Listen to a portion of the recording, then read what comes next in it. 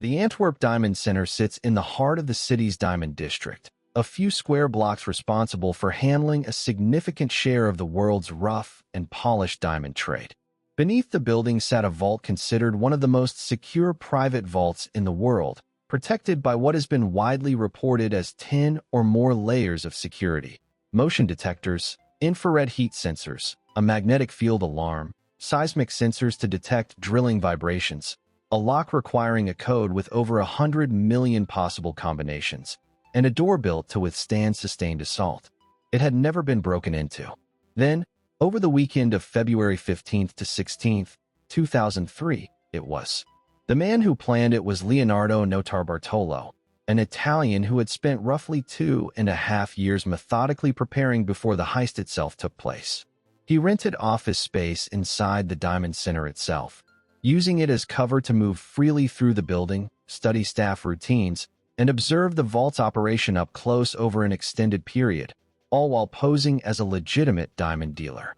That level of patience, embedding himself inside the very building he intended to rob for years before acting, is what separates this case from an ordinary robbery. It was closer to a long-running intelligence operation than a smash-and-grab. Notarbartolo assembled a small crew, later dubbed the School of Turin, in press coverage because several members had links to that Italian city, each reportedly bringing a specific technical skill. One specialized in defeating alarm systems, another in locks, another in general logistics and access. Over their years of preparation, they are believed to have used tools like a fabricated key and detailed knowledge of the vault's blind spots to disable the individual layers of security one at a time, rather than trying to overcome them all at once.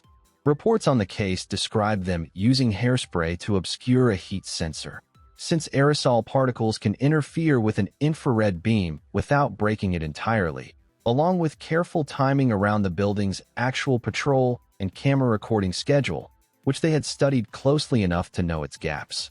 Over that February weekend, when the building was empty, the crew entered the vault and opened more than 100 safe deposit boxes.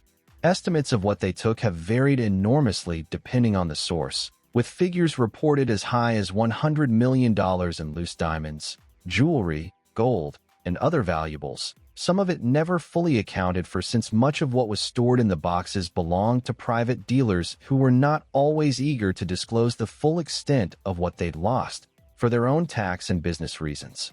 The heist itself went close to perfectly. What undid the crew afterward was far more mundane than anything in the vault's 10 layers of security: garbage. In their haste to leave the area, part of the crew discarded evidence, including a bag containing diamond-cutting equipment receipts, discarded jewelry casings, and critically, a half-eaten sandwich, in bushes along a nearby road as they tried to destroy evidence by burning some of it and abandoning the rest. A local farmer discovered the discarded bag before it was fully destroyed and turned it over to police, and DNA evidence recovered from that sandwich was ultimately used to help link Notarbartolo to the scene. Notarbartolo was arrested and convicted, receiving a prison sentence, though he has given conflicting accounts over the years about how much of the loot was ever recovered, at times suggesting to journalists that the true scale of the theft and the identity of a mysterious insider who may have tipped them off to the vault's specific weaknesses was never fully revealed to investigators. Most of the stolen diamonds and valuables were never recovered. The case remains, in security industry circles, one of the definitive examples of how even near-perfect physical defenses can be beaten by patience, disguise, and years of quiet observation, and how the smallest human error, a piece of garbage tossed in a hurry, can undo all of it.